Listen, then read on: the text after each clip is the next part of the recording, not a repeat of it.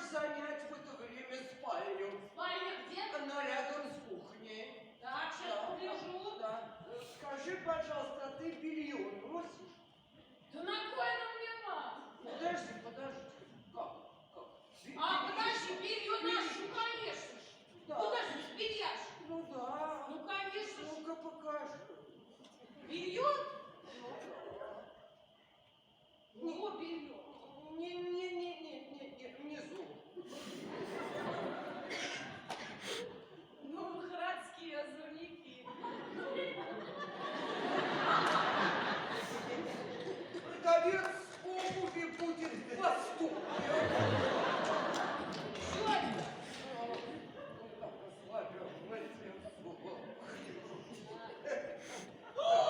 Дядь Миша, Артур, ты чуть не подарил, да? Это великий актер Михайлс.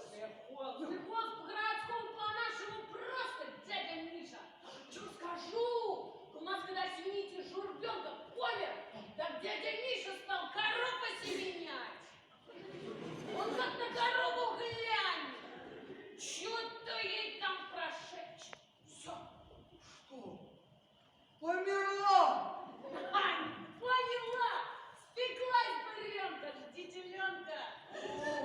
Чё-то я разбалакалась, да? Ой, разбалакивайся, деточка, разбалакивайся. А звать-то тебя как? Ай, дура, поздороваться назваться была. Аннушка я.